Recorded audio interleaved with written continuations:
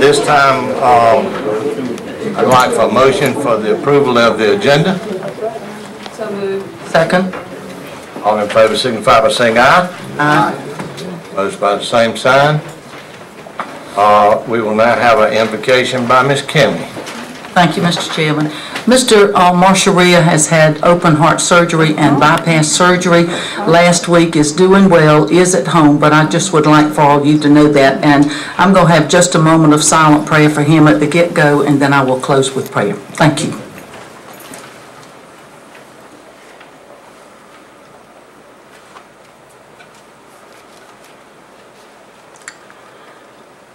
Dear Heavenly Father, I thank you for the beautiful weather we've had today.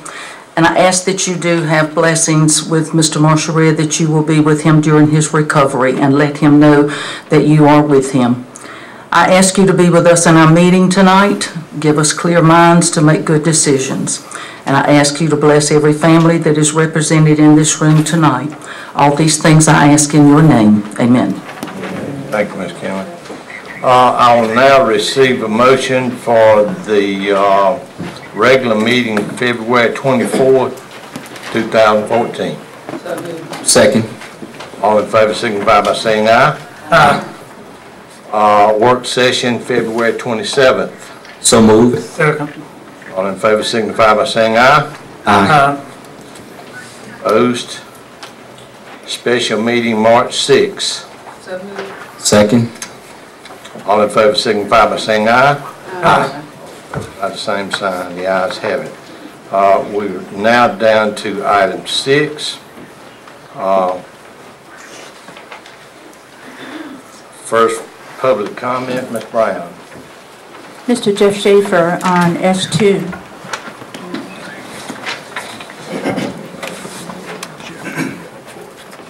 Papers got piled up, so if this doesn't come out clear enough to communicate to you all, I'll try to rephrase it. It's hard to imagine a more stupid or more dangerous way of making decisions than by putting those decisions in the hands of people who pay no price for being wrong. That would be you folks. That's a quote from Thomas Sowell. Look him up, Mr. Trapp. How do you folks sit there and give the green light to industrial parks with no water, no sewer, nothing? Where do you want these people to eat lunch? In Columbia? Look, how do you expect a potential client to even know about our industrial park when you chain lock the gate and put a stop sign? No telephone number, no call, no contact person, millions spent. You couldn't even think of putting a sign up for potential clients.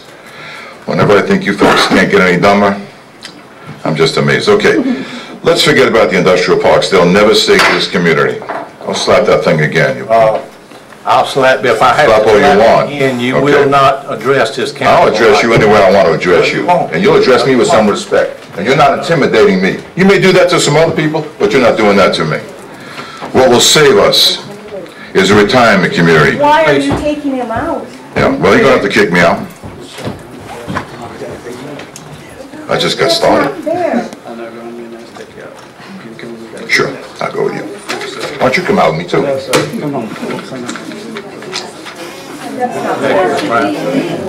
Mr. Tim Schroll on minutes. Just getting started.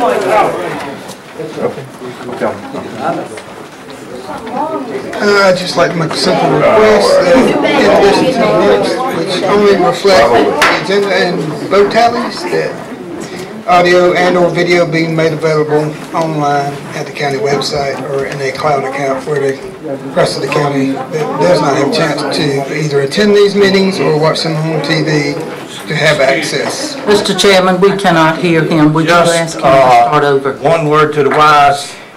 If I have to slap this gavel again, I'll clear this audience. These council members have to hear what's going on over here, and they're going to. Now, Ms. Crowe.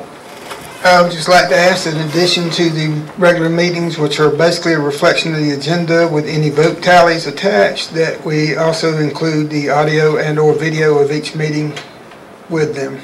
So the people that don't have a chance to attend these meetings or don't have access to them by watching them on TV can't have a way of finding out what's going on here. Please take that suggestion and see what y'all think of it. Thank you. Mr. Randy Bright on the subject of recreation. Thank you. Randy Bright, District 1. Got it, Wayne. I just want to comment on the recreational overall plan. I know you're going to give us some more insight in where we are and what our plans are. I just want to refresh some things to keep in mind as we develop a cohesive plan. Number one, I think we should keep in mind the statistics that I laid out. I've done it a couple of times, but at more length at the last meeting of our health statistics. We've got an unhealthy county, quite frankly. And I hope that our recreation is designed so that those numbers can improve and that we lead to healthy lifestyles. And also, just as a reminder, Mr. Ferguson, I thought you had a good suggestion, and I totally back that we make these parks uniform for maintenance situations and everything else to keep them as low cost and as uniform as possible. Also, as far as the recreational piece, I would add that each park at least have some sort of, not just sit-down benches, but also something to get people moving, whether it be stationary exercise equipment, which again is very low cost and can be very easy to maintain and great for building strength and strong bodies for all ages. Also, a walking/running path that will develop the entire body. And between those two things alone, we have a full physical fitness program. Also, I would hope that we would incorporate promoting events throughout the community, whether they're walking events, biking events, or things like this, just to get exercise in the forefront of the community. And it would also give us a name within the community and give us a name within the county so that they understand that we're behind and we're promoting fitness events which are very inexpensive to do. And an example of what fitness events can bring about to the county and for the county is just our Carolina Adventure World. They have a couple of the largest fitness events in the United States every year, and I'm sure you're all aware of that, and perhaps we can tag on to promote it and incorporate the entire county in this. I just think that we need to be sure that we have a holistic approach and that we keep fitness in mind and develop healthy habits and leverage these funds that we have for recreation into a big plus for our community, not just something that looks good. Also, got a few seconds left, I would recommend that that the people that we're using to employ insight into this, I gave you all sources, public sources, National Public Trust, Land Trust for one, that will help us get federal funds, help us develop our plan so that we get the most bang for the buck. Thank you. That is all who signed tonight. It is now 6:12, and I'm opening up a public hearing. Would you post that public hearing, Ms. Brown? An ordinance to amend the Fairfield County Land Management Ordinance, ordinance number 596, to provide for the zoning reclassification from R1 Single Family Residential District to B1 Limited Business District of 2 3/3700 acres, owned by Harry M. Parker Jr., applicant Harry M. Parker Jr., portion of tax map number 09502020001, located at 4361 River Road, Winsboro. Do we have anyone signed up to speak, Ms. Brown? Yes, sir, we do. Mr. John Fantry, Jr. Mr. Chairman, members of council, let me say that I'm wearing two hats this evening. One as a resident of Fairfield County, living at 102 Marion Avenue in the town of Winsboro. And the other hat is representing Mr. Harry Parker, who has asked me to make sure that I appear before you this evening, and thank you for moving forward with this particular ordinance. On behalf of myself as a citizen, I'd like to say that this ordinance is very important to me, as it indicates that when a mistake is made, and the one that is not intentional, that our county government will proceed to move forward with things to correct it. For what we are doing is taking a classification, B1 classification, that was removed because of an error in our zoning map, and restoring it to Mr. Parker, that has had to apply and actually request that it be rezoned. So on behalf of myself as a citizen, I applaud you for taking that step and a means of rectifying, and I hope we do that for anyone who finds themselves in the same situation. As for Mr. Parker, he likes to thank you for moving forward on this.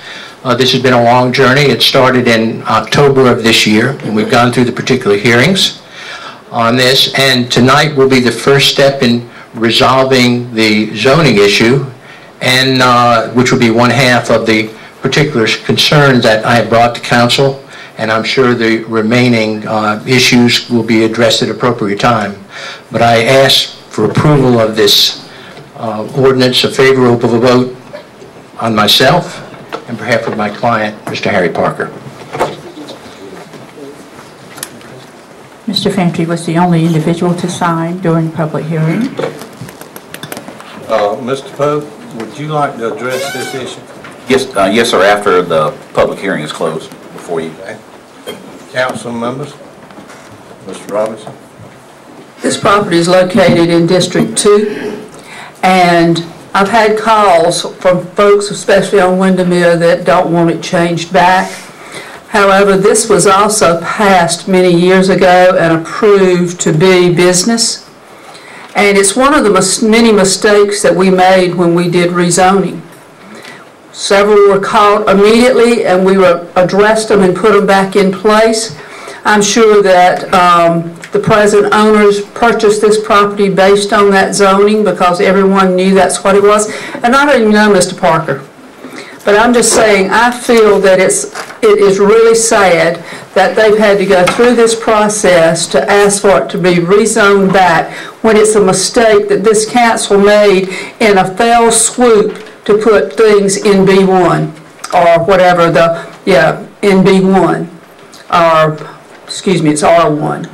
We went through a fell swoop and put everything at the lake that we didn't immediately find or was not spelled out to us back into B1. And I just think that the guy should not have had to pay and go through this process. So I urge you for us to do the correct thing here. Thank you.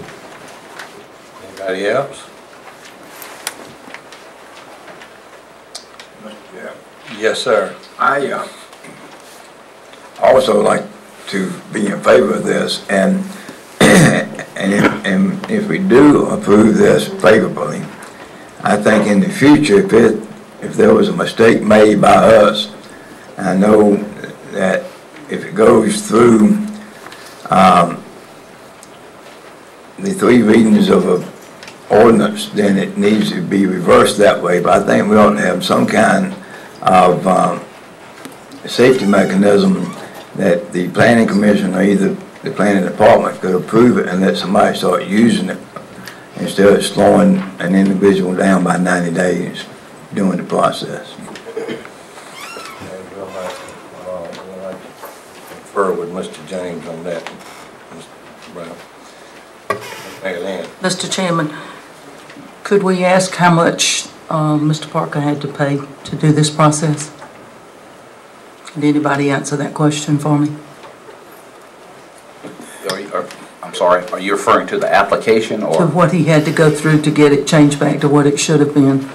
Well, of course, Ms. Kinley, what the applicant has had to do, of course, is to resubmit an application, as would anyone with a rezoning. Go through that process. The Planning Commission met on the matter the first time they met on it. They tabled the issue, then they rescheduled it for January as to when they actually then took a vote on the matter and approved it for nothing. And that's what I was going to get to after or give you an explanation of that after you close out the public hearing. Thank you.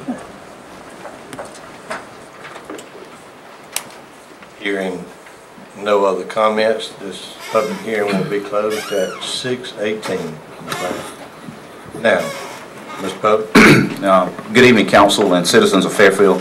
And Mr. Chairman, just briefly, I did want to go through kind of a chronology for maybe someone in the audience who may be interested in this matter, but this property was actually rezoned from R1 to B1 back in 2004. That's when the matter first came before County Council, and of course it did acquire the zoning designation of B1, which is a light commercial designation.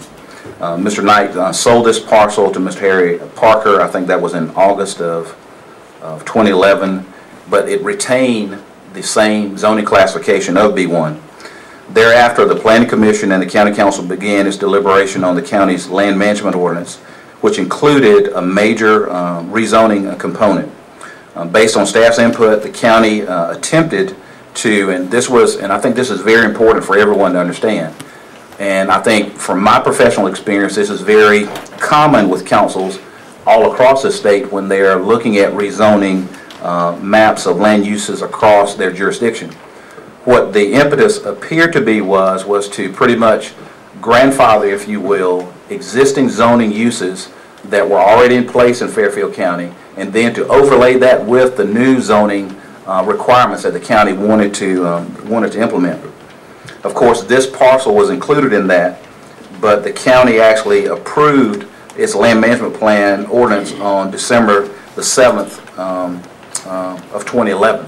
Of course, and that's when this particular parcel was rezoned back to a designation that I don't think that the county actually intended for that to happen.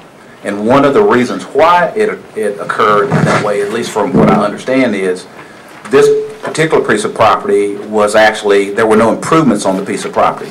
So when the staff and actually the county had hired a consultant at the time, it was looked at as an undeveloped piece of property, and so therefore it got picked up with the other zoning overlays to restrict commercial development around the lake area. So that's where the oversight actually took place. Of course, as I mentioned, this matter was ironically kind of brought to my attention right when I began my partnership with the county. And of course, there is no way, and at least I don't know of a way, once a piece of property is zoned a particular way, you have to go back through the 3 readings in the public hearing to change that designation. I don't necessarily think that would be appropriate just to change it, even if it's an error, because you have to go through that public process. Because just like with this situation, of course, the public has a right to actually comment on that. One of the things, of course, what I mentioned to the county attorney, however, we will do is, if there was an application fee for that, the county will actually refund that rezoning on the application, because, of course, it's not the property owner's fault that error or oversight occurred. Like I said, it was the first hearing was held in November, on November 26th of 2013. It was tabled for the Planning Commission to get additional information, and then they rescheduled that meeting for January the 23rd of this year, and of course the Planning Commission voted unanimously, or 4-0, to recommend approval of the rezoning to County Council. From the staff position, of course, this rezoning is consistent with the planning enabling legislation of the county for the time. However, I wouldn't want anyone to think that actually this, at least in my opinion, weakens our zoning regulations around the lake, because I think from the overall plan that you had was to restrict commercial development except in those areas where you wanted more commercial development. So by approving this, I don't think that it opens up the floodgates, no pun intended. We've got another matter on the agenda tonight, but for there to be additional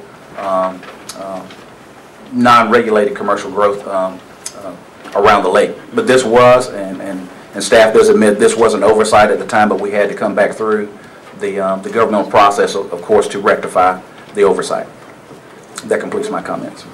We'll entertain any questions that you may have. Mr. Chairman, also I forgot, we put supplemental information on your desk, and it mentions it shows you the parcel, the minutes, and the chronology that I mentioned to you. So that's your backup information. Keep in mind this is first reading. If you have additional questions that come up, we can certainly provide you information to that information. Okay. Thank you. Motion to approve, Mr. Chairman. Second. Okay, this is ordinance number 626 by first reading by title only. All in favor signify by saying aye. Aye. All opposed by the same sign. The ayes have it unanimous. We're now down to ordinance number 624, second reading. Do I have a motion? So moved. Second. Before voting on this, Mr. Pope, would you reiterate what this action entails? Yes, sir. Thank you, Mr. Chairman. This was something, of course, we briefly mentioned this at the last meeting when this issue was up for first reading.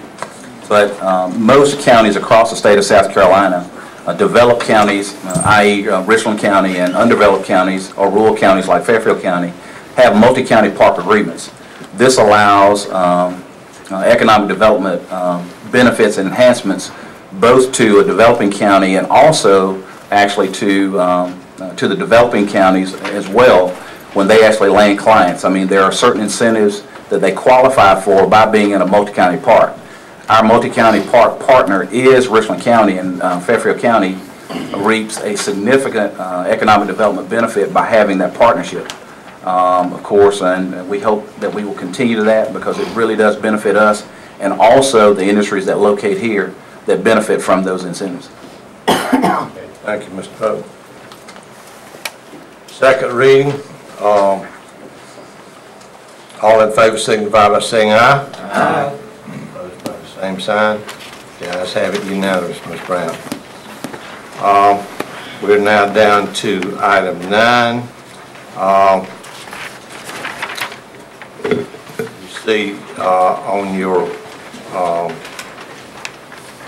correspondence that we had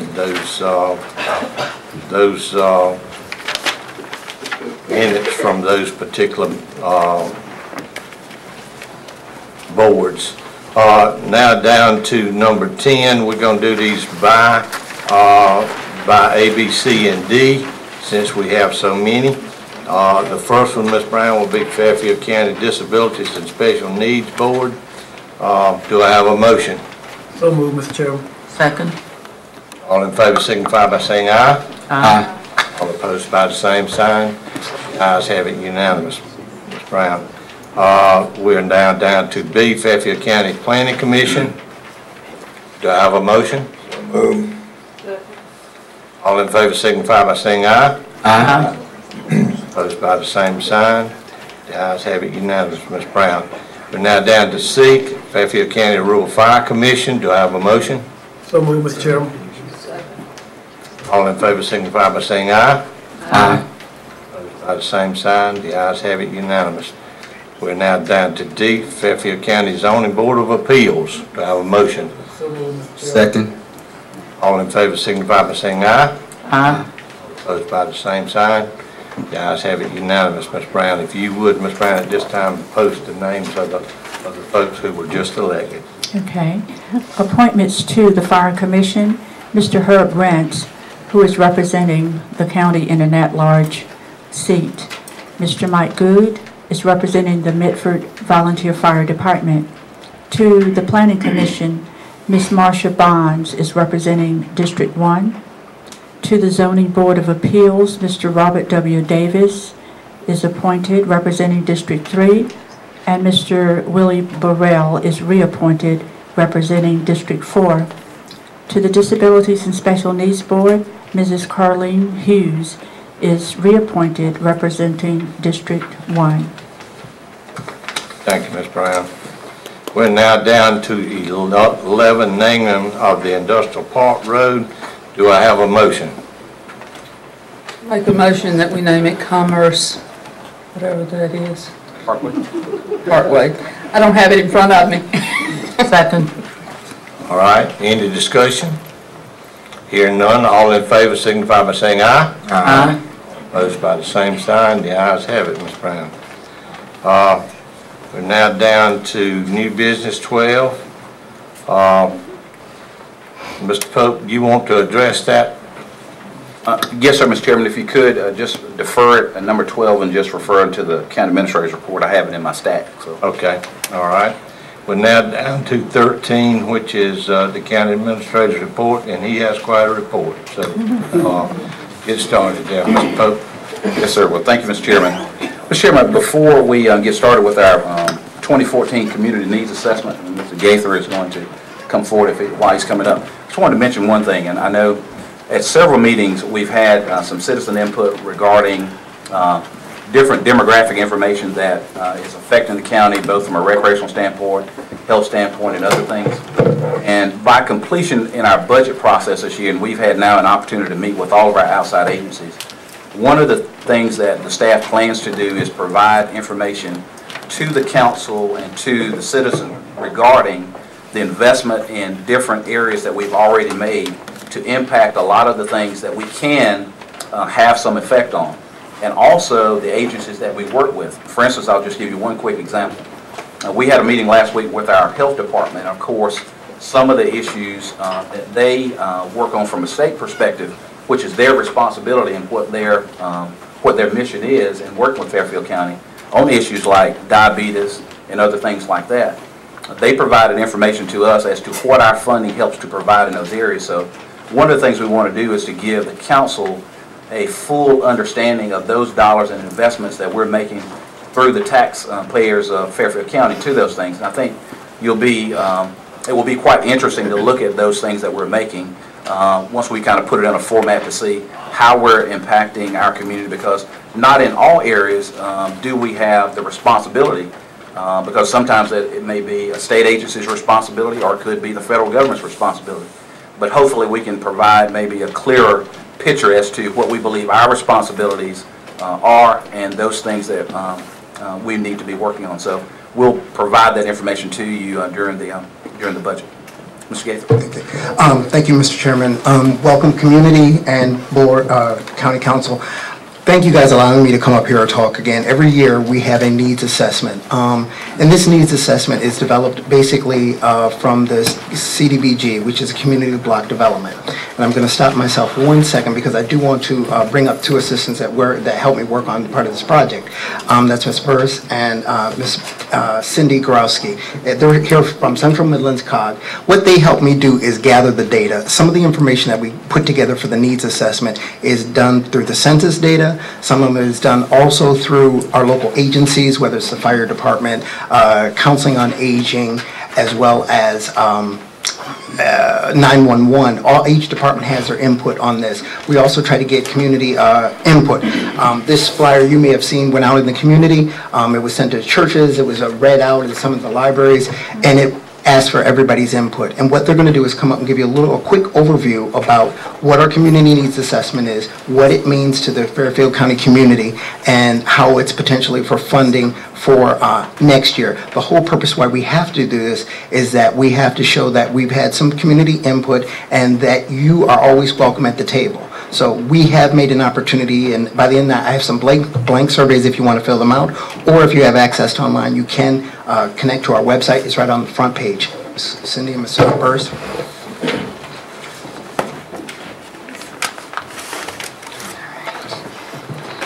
All right, hello, council, and crap, it's all kind of these things.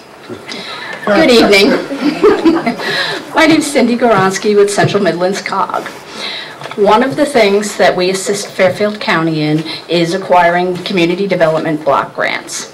These are grants that are tied to income, and so sometimes it's census data, sometimes we go out and we survey door to door in the community.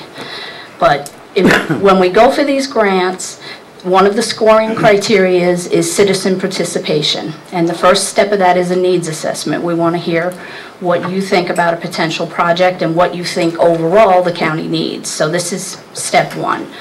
If we bring a community development project forward in 2014-15, it won't be the spring, which is infrastructure, it would be the fall, which is community enrichment. Just like the college, the Quick Job Center we built a few years ago, right up here on 321.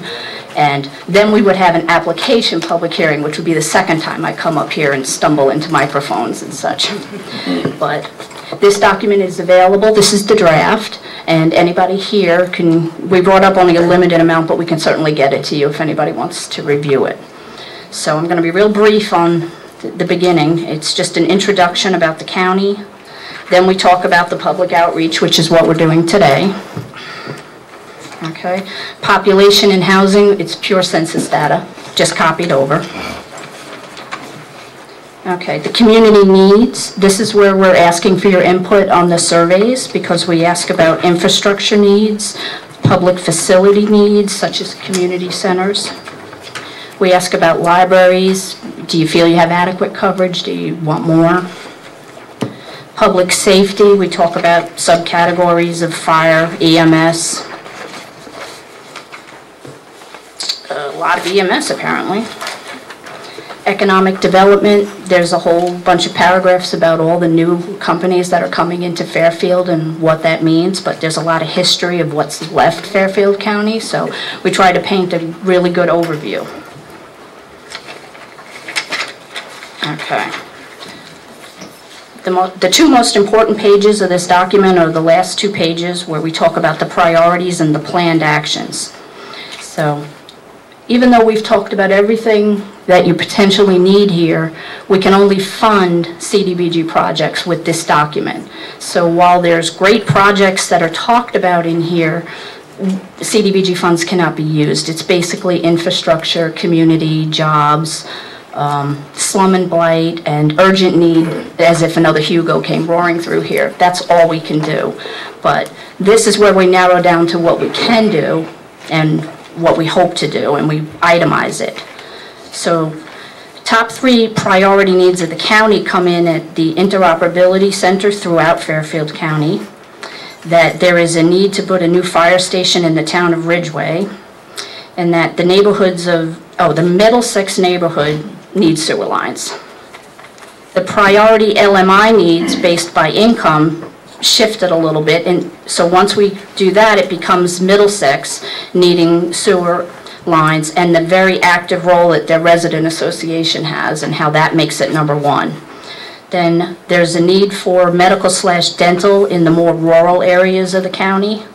Number 3 drops down to the interoperability center because it is important for people's safety no matter what their income is. Then the last part that the Department of Commerce will fund is revitalization, not on an individual home basis, but on neighborhoods and business districts. So 2 neighborhoods that have come up in the past are Ward 1 and Zion Hill. So they're down here as potential projects 4 and 5. Then it just is actions that would potentially be undertaken to meet these. And number 1 is public hearings for citizen input, what we're doing tonight. Then it's working with the planners available in the county and in Central Midlands COG to develop sustainable plans of action, and then ongoing communication as we progress with the plans after the participation, just keeping all the channels open. And then the rationale here is when we are actually putting forward an application, we then describe why it's a good idea. But at this moment, we don't have a CDBG project, so that's just very vague terminology. Now, the surveys, Steve said they're in the back? Yeah, actually, there's some surveys I have in the back to fill out. And if you have access online, they are up there. We'll put this up here, and it will say draft. Okay, so you understand that. Right. This is not the final piece. Exactly. The surveys that we gather tonight will be compiled and added into this document. That is correct. And this document is good for the 14-15 funding cycle. So we appreciate you. If you have any questions, please feel free to contact me via the internet or the grant calling office here 9 to 5. I'll be more than glad to explain some information or anything about this. County Council, if you have any questions. Oh, and you know what? I want to make one clarity. We talked about something called interoperability. Everybody may not understand what that may mean, and I try to break it down to an easy way of saying it's like what happened at 9/11 when the officers couldn't talk to the policemen and the policemen couldn't talk to the firemen. And that was something that we know is critical no matter what happens here in Fairfield County, that everybody needs to talk to one another. So that's what interoperability is. Again, County Council? Yes. Steve, I had one thing I want to say. I know Cindy may be coming back up to the microphone, but she mentioned revitalization, and probably, and Cindy, you could correct me if I'm wrong, but probably about 3 years ago, revitalization could be used for the rural areas as well. But over the last few years, that has been shifted to more of an urban standpoint for more town areas. They want you within 1 mile of your business district. And I know in the past, we could use that funding for the rural areas, and they kind of took that way about 2 or 3 years ago? 2 or 3 years ago? It's actually been longer. It's Longer like than that? 2007 or 8 was the last time. But they're coming around. There's new management in DOC now, and I don't think it forever will be tied to just the downtown business districts. I see on the horizon. I don't think that like housing rehab will ever come back, but I think neighborhood revitalization in areas will. You know, what we used to call the paint the town, because basically it was exterior work only. Right, and I only say that because that was important. I cover a rural area where a lot of my constituents and citizens that I know need help sometimes, and in the past there was funding for something like that, and now it's been moved more toward the urban town areas. So, but hopefully that will come back in the future. We could reach back out to the rural community. I've only been doing this since 2006, and I have watched the priorities switch around a lot, so everything comes around again. Right now, they want to build up business downtowns, but I can guarantee you it'll go back. It always does. Thanks, Cindy. Thank you. Anybody else?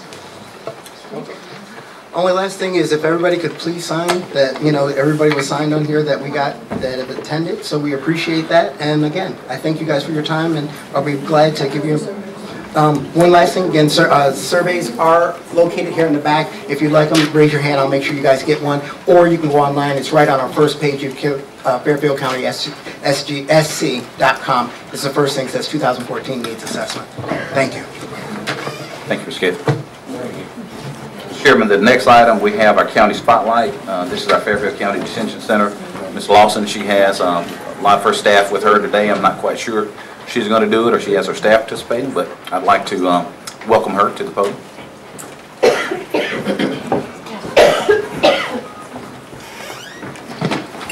Hello, everyone.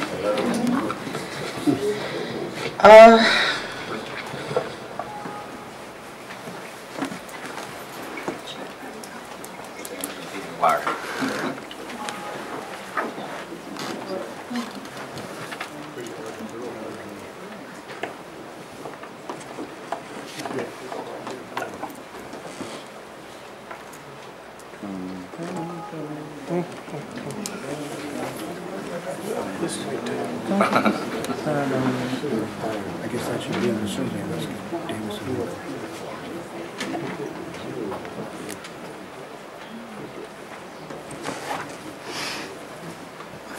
Okay. The current facility was dedicated and built in 1998.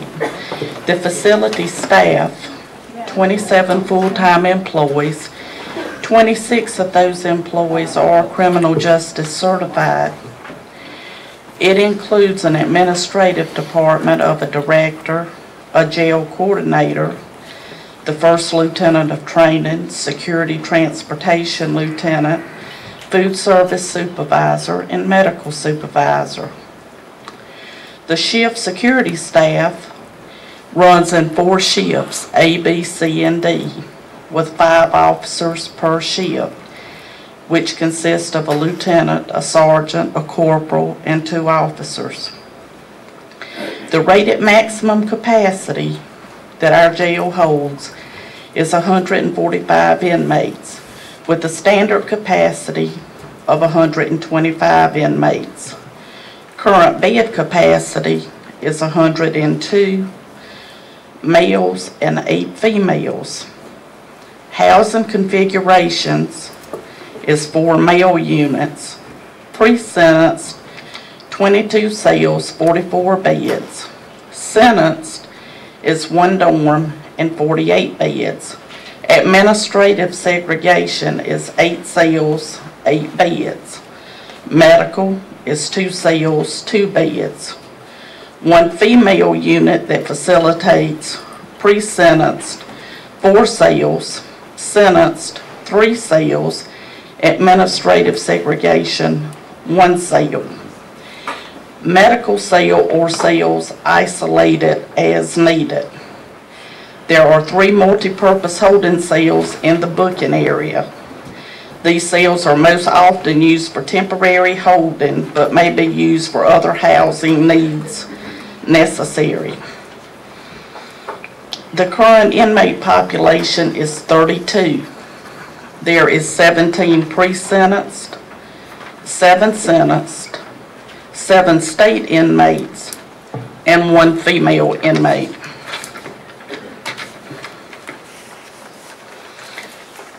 The 7 SCDC inmates referred to as state inmates, they kind of what gets our jail going. They are our cooks, our laundry, they pick up trash, and other odd jobs that kind of cuts the cost for the county. The programs at the jail are religious services, continuing education, and the county work details. Fairfield County is probably one of the only jails right now in the state of South Carolina who is considered to be PREA compliant. FCDC does recognize PREA and has implemented all the guidelines and are currently waiting federal inspectors. Prison Rape Elimination Act. Okay.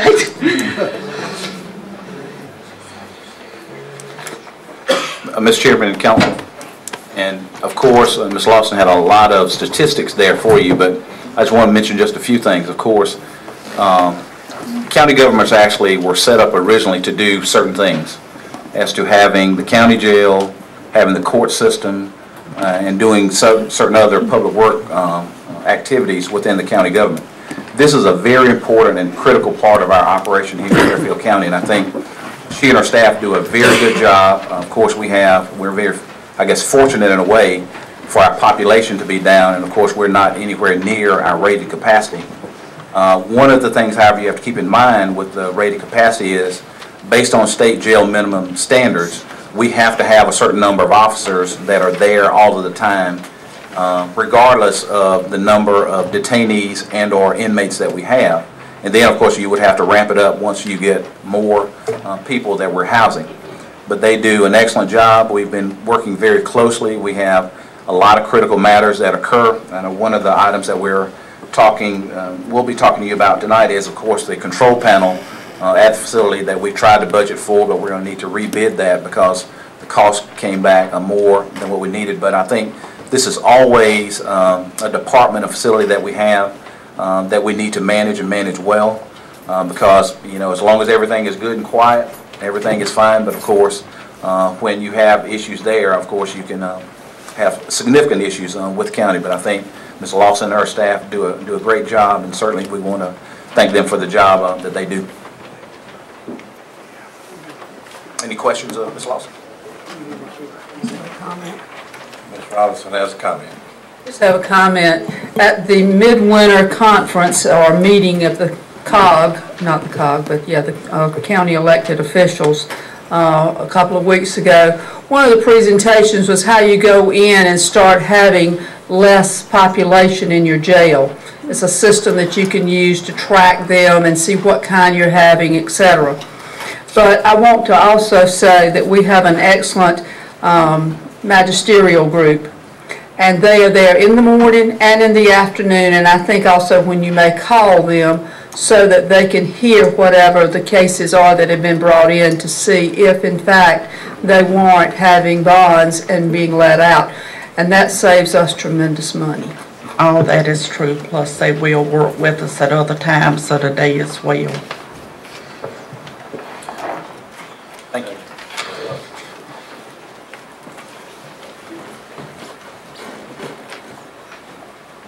Mr. Chairman, Council, the next item on my report is recommendations from the Administration and Finance Committee regarding the purchase of Sheriff's Office public safety vehicles. The committee, I was almost say staffed by, but the committee members are Councilman Perry is the chair of that committee, Ms. Robinson and Mr. Trapp. We actually met, I guess about a month ago, and had the request that came to the council regarding the replacement of vehicles. Staff was recommending the replacement of 6 vehicles. All of these, of course, have high mileage on them, or actually have had blown engines or what have you. The total cost for this, the grand total, was $188,511.58. These were budgeted dollars. We had to adjust the budget by, I think it was $8,511.58. The committee did recommend that. Of course, once we purchased the vehicles, and of course all of these are under state contracts, so everything has been procured and bid out. We would actually, of course, we have a 1-for-1 where we, of course, take one vehicle that's offline and, of course, have it for the county auction unless the council decides to do something else with that vehicle. But we would recommend or forward on the committee's recommendation to you, which was a unanimous approval for the replacement of those vehicles at a total cost of $188,511.58. We'll entertain any questions. Mr. Chairman? Yes, sir. I don't have a question for Mr. Pope. I did want to say that, and Ms. Robinson can chime in if you want to, but we had vehicles ranging when the Finance Committee met, from vehicles that were 30 years old to vehicles that were 6 years old. So it's a wide range of vehicles. The newest vehicle that we talked about that was 6 years old had been totaled, had been wrecked and just never been replaced. It was in the budget. But a wide range of vehicles in here, like I said, from 1984 being the oldest vehicle up until 2008. Vehicles very much need to be replaced. All of the vehicles had high mileage, close to 200,000 miles or above, and the Finance Committee highly recommends that these vehicles be replaced. Got a motion? I'll put. And I'd like to make a motion that we approve the recommendation from the Finance Committee to replace all these vehicles. Second. Any questions? Hearing none, all in favor signify by saying aye. Aye. Opposed by the same sign. The ayes have it. Mr. Pope.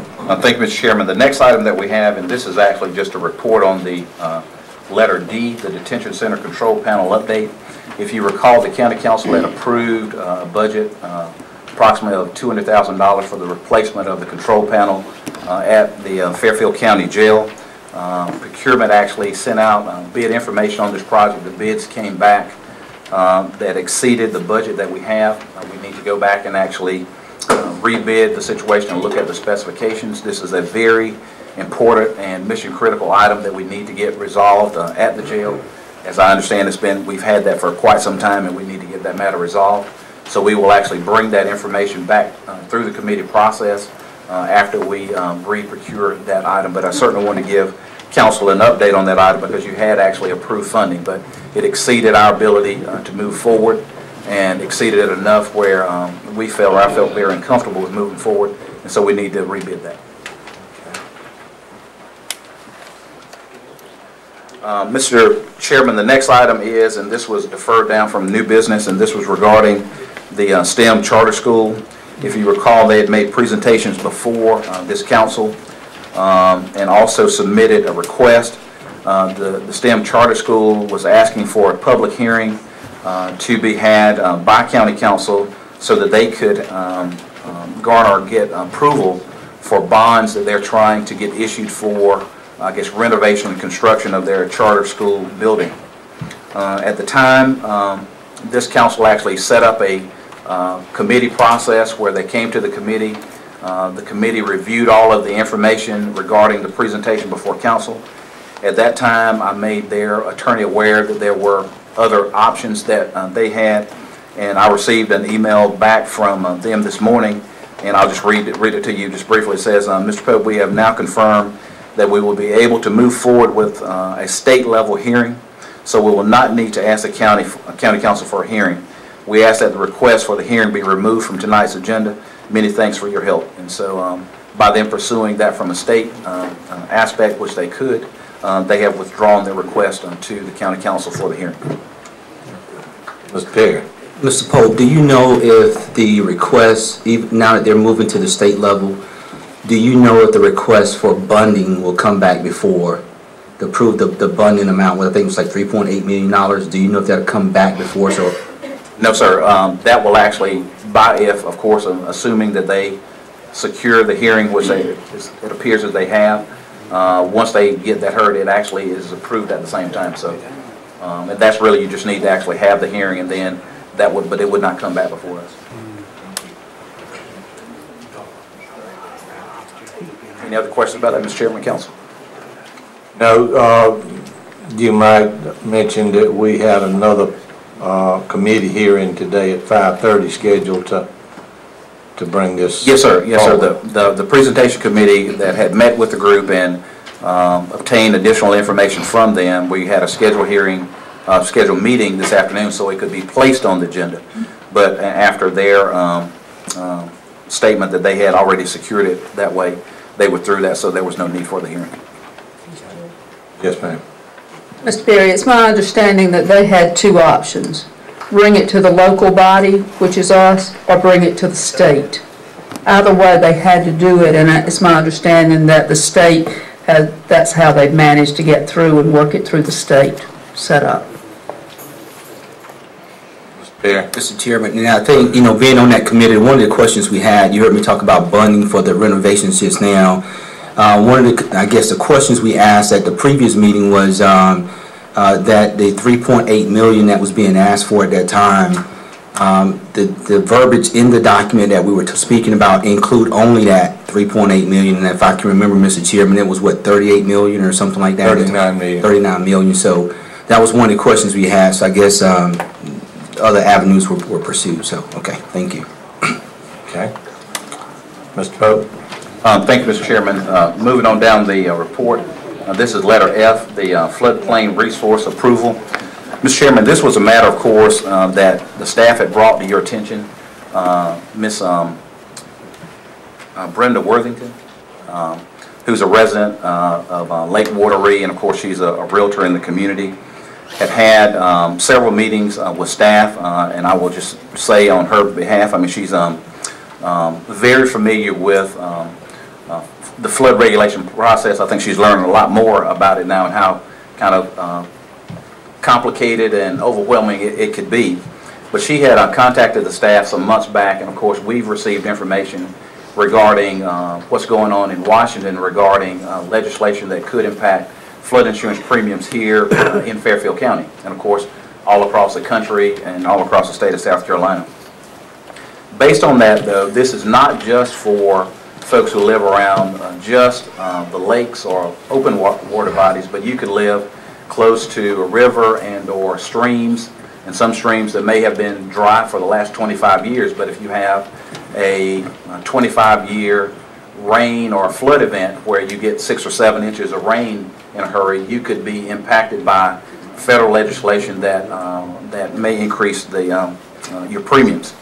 So based upon that, all of that information going on is that, and also the county itself needs to look at our infrastructure and of course how we approve building plans in the county to make sure we are, number one, protecting the county in general, but also giving citizens the best information that they need before they move forward with development. And so one of the things that I mentioned to you that I would seek a resource for the county, number one, to look at our internal process, but also to be able to provide a resource to the citizens in our community regarding federal legislation and other things that they need to do. I'd mentioned to you that I would contact a resource that I thought was one of the best ones, or if not the best one in the state. And that person is Ms. Lisa Jones here. She's here. She would just kind of stand. But just to give you a little bit of information about Lisa, she is a certified floodplain manager since 2004. She's an associate with the National Flood Insurance Program. She, of course, South Carolina Department of Insurance, licensed producer, property and casualty. She's an owner of her business since 2011. Lisa works with clients to assist them with understanding, interpreting, and applying the complexities of the National Flood Insurance Program, NFIP, to achieve desired outcomes within the framework of the NIP regulatory and insurance programs. She has a lot of other certificates and whatnot, but she has over 28 years of experience in this field. And what I would ask of the council is your approval, and we have a scope of services outlined with her, and I won't go into total detail, but I'll send it out to you, but just a few things that her scope will allow the county to do. Number one is data gathering. She will meet with us to determine the status of the program, staffing and capacities, interview staff, record current services offered to the community that we may not be aware of, obtain information from FEMA and the South Carolina Department of Natural Resources. She'll do an assessment for us, coordinate with staff, and a lot of other things that we've already talked about in our scope of services. And all of this is under $10,000, which of course I could have approved, but I think this is a broader issue that we need to bring to council to get your approval for this. What we would generally plan on doing is it would really be kind of a two-pronged approach of her assessing the county itself and the needs that we have, as well as being a community resource. I can tell you that, of course, the folks at Lake Wateree are very engaged. We've met, Ms. Robinson met with me and some of the homeowners from their homeowners association. They're very engaged. They had already gotten information as far as quotes for work for them. I think we'll be able to provide a resource for them.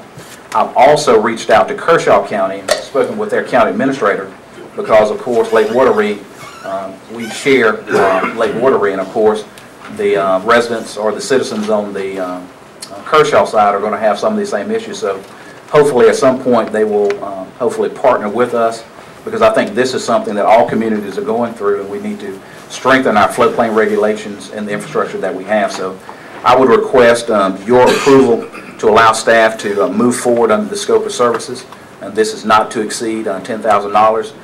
But just to keep in mind, just one example, I know I heard about some of the potential premiums increases around the lake, and I can tell you just some of the homes just in that one situation may one of those premiums, or at least a couple of them, would you'd expend that amount of money, or a citizen would, for increased flood insurance premiums if we don't actually act and actually help some of our citizens. So we would ask for your approval for us to move forward with this. Of course, there will be reports brought back to the council as well. Any questions? Do I have a motion? I make a motion that we engage Ms. Jones up to $10,000. Any questions? Okay. Mr. Pope is talking about the insurance rates, how they've gone up. In the last year, a property sold at Lake Wateree for like $250,000. The lot itself is worth $200,000. The building that's on it, the home, is $50,000. And their insurance was going to be, for flood insurance, $10,000 a year, because part of it is in the new flood zone. They've just completed our flood zone in the last few months for Fairfield County. They're looking at Kershaw starting in November. But it's going to affect these landowners. The guy wanted this property so badly that he paid cash for it rather than going through a bank. Because if you refi, buy anything, time you touch a bank, they're going to make you go through that process and have flood insurance. This group that's working at Lake Wateree have worked closely with Senator Graham's office, who voted yes to do and work with this project in Washington. What has happened is they've taken away the extra monies that were put into the fund to help lower the premiums. Senator Graham voted yes to increase those funds again. They're actually meeting Monday night with Philip Land in his office to further discuss this issue, if any of you are interested in attending. However, they've contacted Mulvaney's office now that it's hit the House side, and he has voted no. So they have their work cut out trying to work with Mulvaney's office and see what they can accomplish.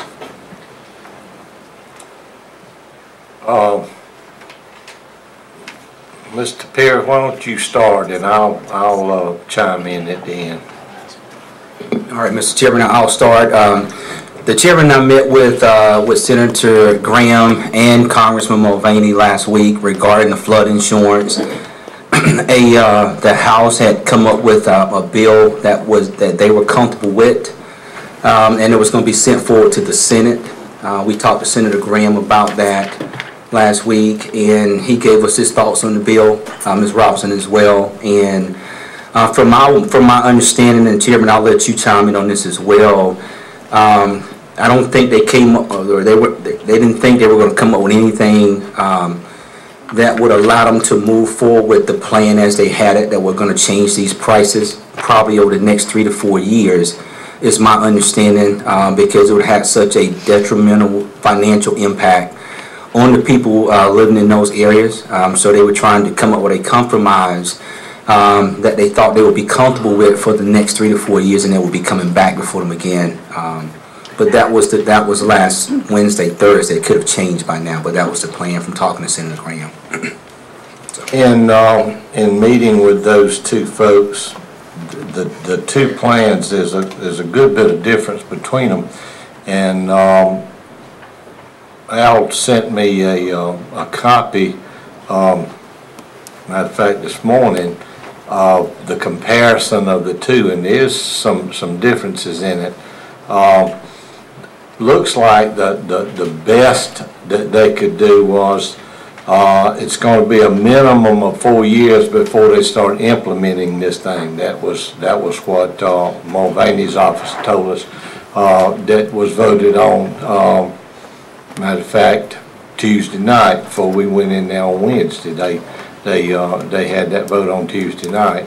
The other group started with a timeline of about 7 years to get it implemented in. So they have a committee from each group to sit down and like they always do and try to hammer it out. All three groups that we talked to up there, even Scott's associate, was they were well aware of what this was having, what effect this was having on folks who live near bodies of water.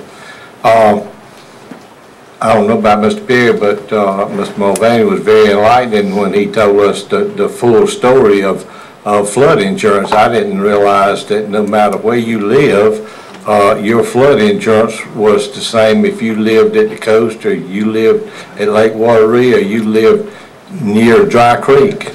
And that was an eye-opener to me, and Dwayne and I even engaged in some questions, because it seemed so far-fetched that I didn't think that could be so. But that's where the government has helped with this fund that Ms. Robinson was talking about, and helping pay those premiums. But now that those premiums are drying, or those funds are drying up, it's going to really be expensive for folks to get it. But one of the things that Mulvaney told us was that they're going to be like districts now, that according to your likelihood and the cost of a storm and that kind of stuff. So it's going to be some discrepancies in that cost.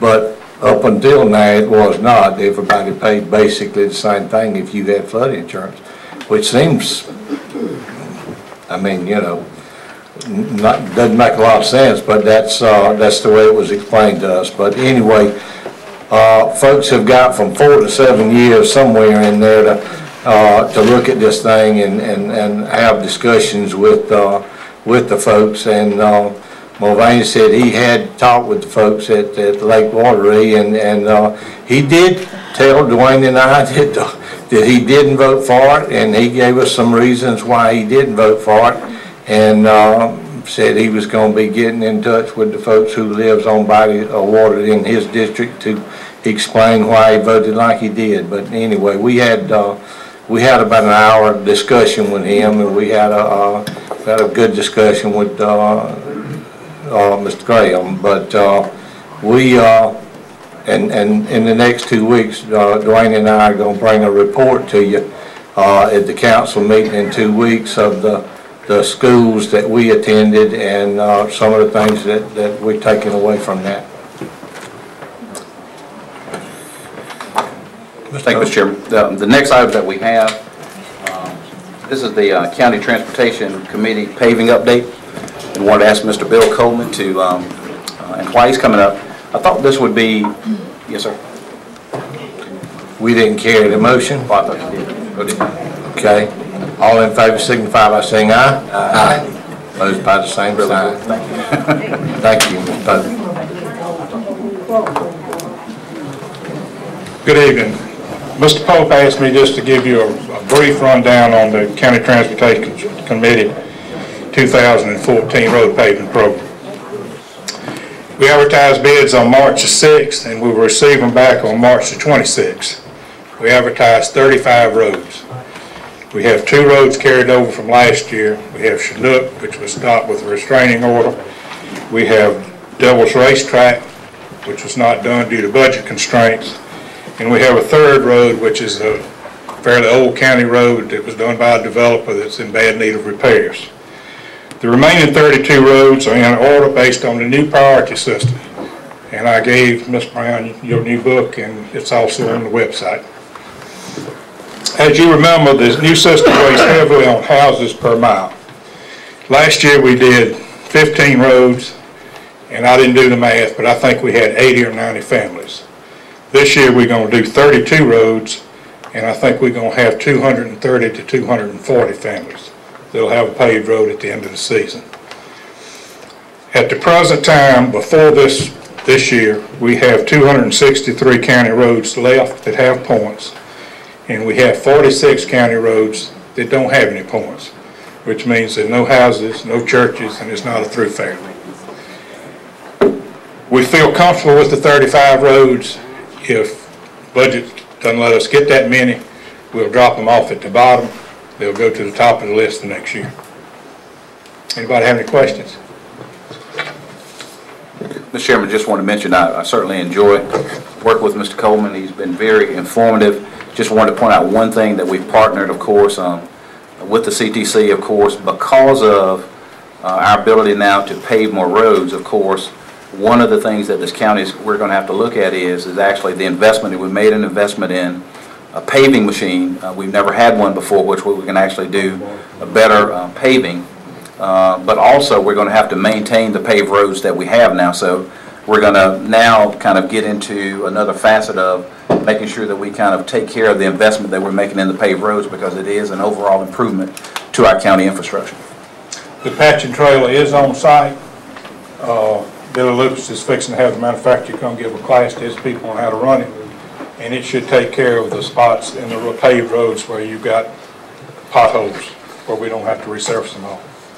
And that is called a patching machine. It's a patching not a paving machine. It's not a paving machine. It's a patching machine. Just want to get that cleared up. Okay. Thank you, Mr. Coleman. One thing before you proceed, Mr. Pope, one thing that Mr. Coleman was talking about was the number of roads, and he's going they're going more than double what we've been doing in a season. And with 263 left that's got houses on them, that's got numbers, at the rate we're going, that will take care of itself in a lot shorter period of time than the way we were going about it. We were paving roads that had 2 or 2.5 miles on it that maybe have 4 or 5 houses on them, and by going with this formula of number of houses per mile, it really knocks that. It's really going to knock that number in the head real fast. So I think this is a good move that the CTC decided to go to. Thank you, Mr. Chairman. The next item is letter H, Drawdy Park / Dutchman Creek pedestrian bridge update. And just wanted to mention to council that we have, through procurement, we had solicitations out, and procurement has selected a firm to work with the county regarding the inspections and the entire process regarding Drawdy Park. That's Goodwin Mills Kaywood. Also, what we plan to do is actually extend the scope with this particular company in order to fulfill the other portion of the motion that the council made regarding the inspections of the other buildings that the county had an interest in, as well as, and this is really the only new item, but I know Councilmember Robinson had brought to our attention some maintenance issues regarding the pedestrian bridge at Dutchman Creek. And because of the season, I know I was speaking to one of our employees today, and he was telling me about 72 degrees? yes, ma'am.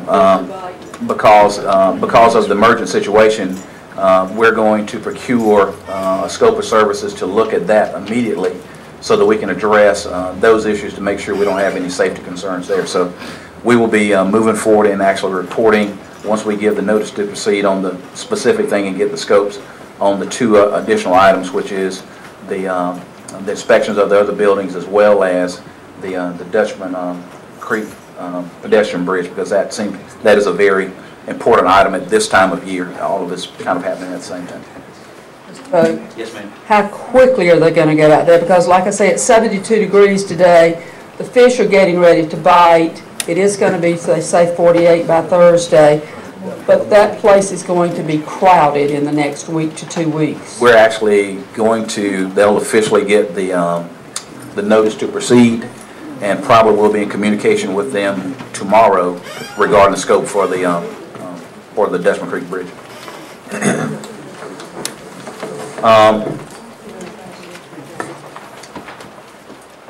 Mr. Chairman, the next item is regarding our recreational consultant update. I guess it's really not an update, but we have, if you recall, when we brought this matter to council, council had several work sessions regarding the recreation process. The county council then, each council member provided information to staff to create a master list of recreational projects. Of course, that list by no means is final, and what staff recommended to you was to actually have a firm who had experience in this area to work with us to come up with all of the costs and those things that are associated with the maintenance and staffing that you would have of these things. We actually sent out a solicitation in January. We had 2 respondents to our solicitation. The 2 firms, the first was Kenneth Simmons and Associates, and the second one was Arbor Engineering. The staff evaluated those solicitations, actually had a face-to-face meeting with the consultants, and staff has recommended going with Kenneth Simmons and Associates by a pretty far margin. So that's what we recommend to you, that the council, and we will provide the any backup information from procurement regarding this, but these will be the consultants that will be working with us to look at that master list and then coming up with the cost estimates where we can then bring that information back to the council.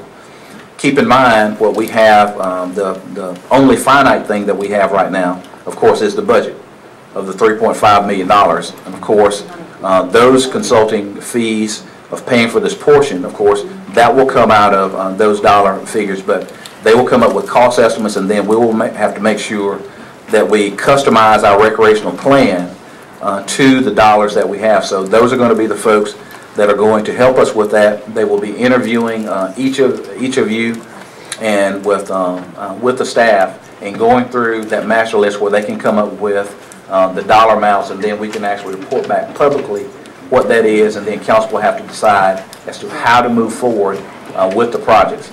Of course, it could be a situation where, well, I would highly expect, more than likely, we're going to have to vet some of the projects and maybe customize those to make sure that we fit it within our budget. So, but just want to let you know that we've completed that process that we told you we would.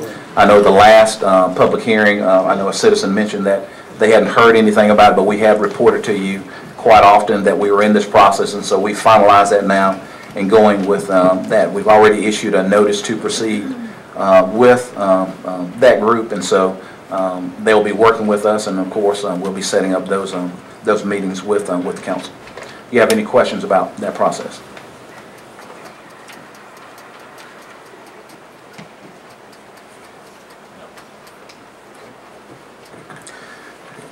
The next item, Mr. Chairman, the sale and purchase of county property. I can report on the sale of county property, the 405 acres. This council publicly approved staff's recommendation to engage with Ms. Beverly Frost, as she had been a real estate agent that had been working with and for the county through a procured process. She was very familiar with the process when the county was initially looking at that property possibly becoming some type of retirement village. Staff will be meeting with her on Wednesday, I believe, it's on my calendar, and we will be giving her the go-ahead. Of course, her task is to provide information, a marketing packet, to send that out and make sure that any interested parties who are interested in submitting information on that piece of property or purchasing it, she will be the conduit for developing that information for us.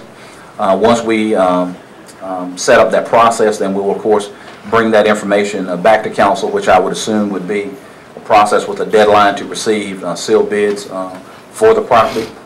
And, of course, then the council will have to make a decision on whether or not to proceed with the highest and best offer, or to reject those. And so we'll be structuring that, and what we're going to try to do, of course, is try to set that up consistently with our budgeting process, and since that's just really right around the corner, and hopefully we'll develop something and possibly have it, I'm thinking now, probably the 1st of June to have a timeline for you. And so once we develop that timeline, we will distribute that through the clerk to make sure you have that information. Mr. Chairman, the other portion of that item, the purchase of county property, we will request at the appropriate time to receive information, contractual information in executive session regarding the purchase of county property at the end of the agenda.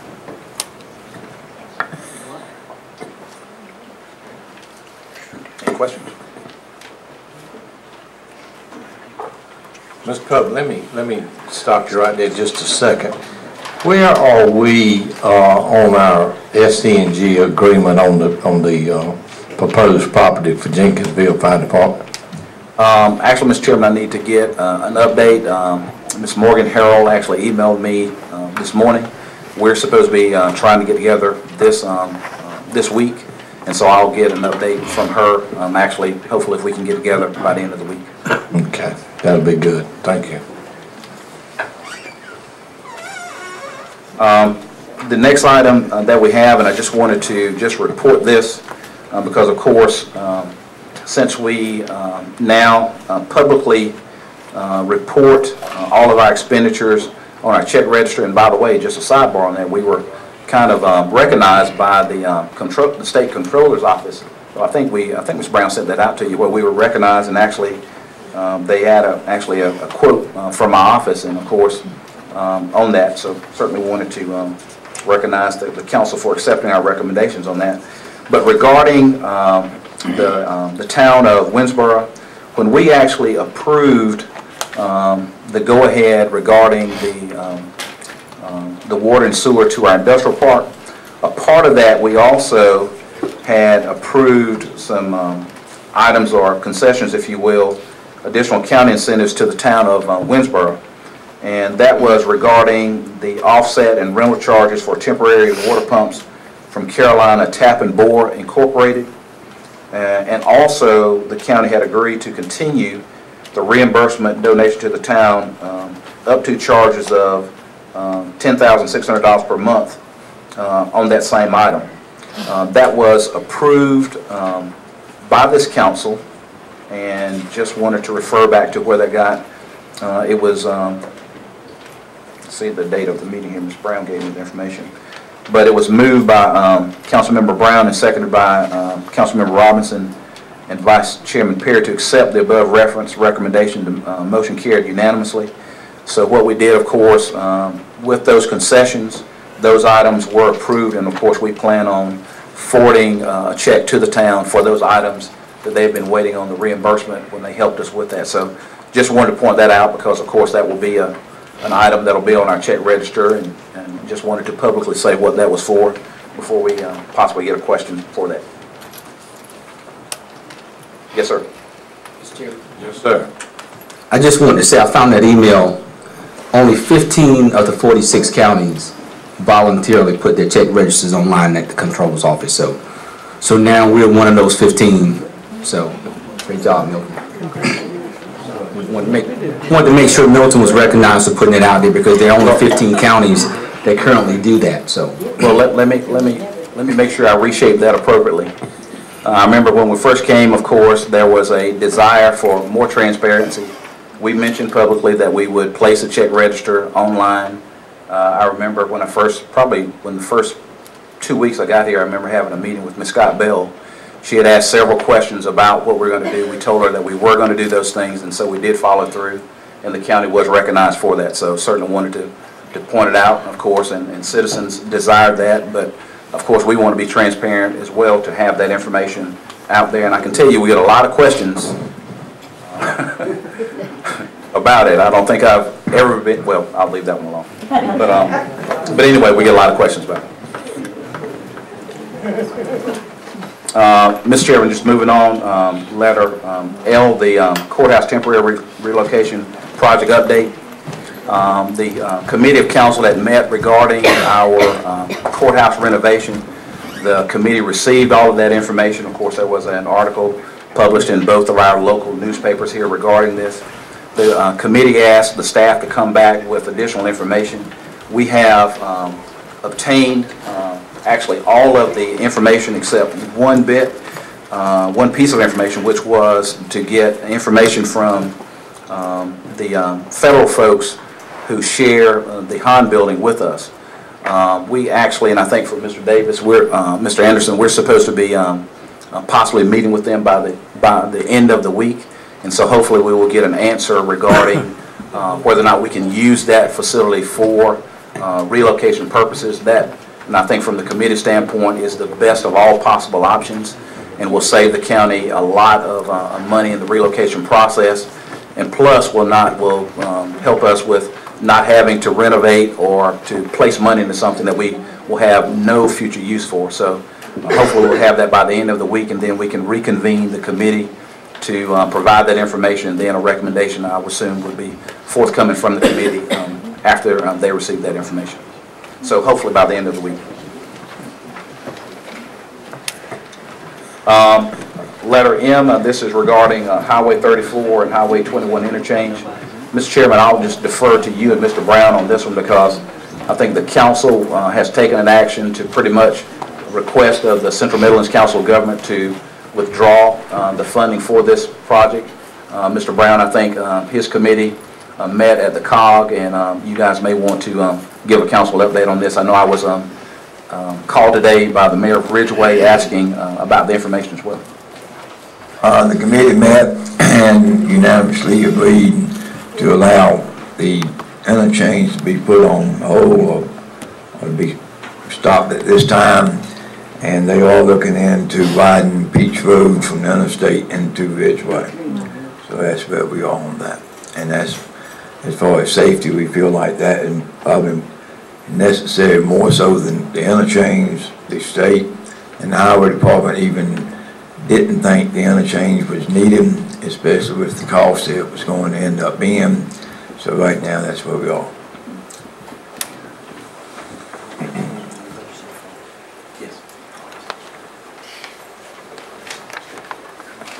Well, Mr. Brown pretty well summed it up.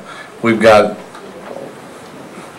some information from state DOT that discussed this thing at length at the COG meeting with Mr. Brown and myself, and we had quite a few folks from Ridgeway called, and especially from the church and the folks who actually run the service station down there in that intersection of 21 and 34. And we had quite a few folks call and ask for this thing to be derailed, and when we discussed it with the COG committee, they were in agreement with it, with the state DOT's recommendation that, like Mr. Brown said, it was going to be right at $2 million was what that project was going to be. And so they had expended a little bit in engineering work, but other than that, the bulk of it was still in there. And Mr. Brown and myself asked that we be considered for those funds to go down to Peach Road, and of course we didn't get an answer. But they're going to take that back to the hierarchy and see if that can be worked out, or if the money has to go to the next project. So we'll didn't get a date on that, but we'll be getting that information back to they'll be getting that information back to Mr. Brown as the chair of that committee. And one thing about it, they since it hadn't been any groundwork truly done, they are now going to position that project to the point where they will have engineers in-house, I reckon, to go out and figure out what the cost of adding 2 feet to each side of Peachfield, either 4 feet to each side of Peachfield, and just see where we might stand as far as the cost of that project. So that's where we are. Thank you.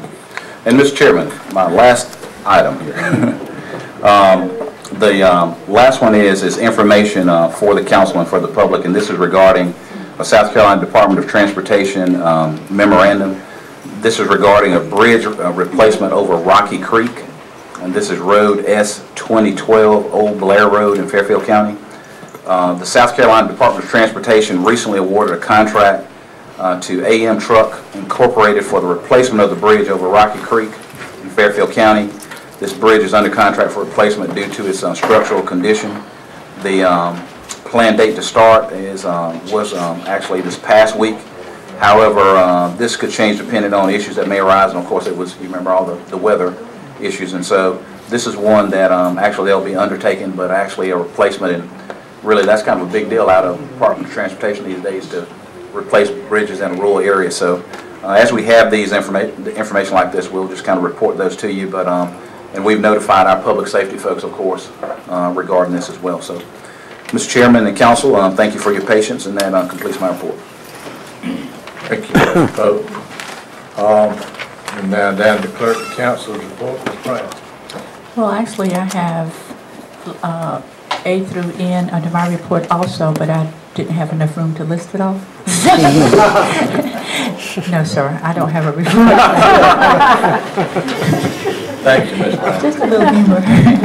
We are now down to 15-second public comment time, Ms. Brown. All right, sir, we have Ms. Carrie Matthews, who wants to speak on apology, followed by Mr. Tim Schroll, who wishes to speak on code of conduct, and then Mr. Randy Bright on health first. Thank you very much. I am Carrie Matthews, and I did want to apologize particularly to Mr. Trapp and to the rest of council and to any who are here at the last meeting where I mistakenly quoted the amount of the checks that were being sent to the graduates in Mr. Trapp's district as $50. They were indeed $25. I thank you, Mr. Trapp, for correcting me on that. And I should know better by my age not to trust my memory. I apologize. Thank you.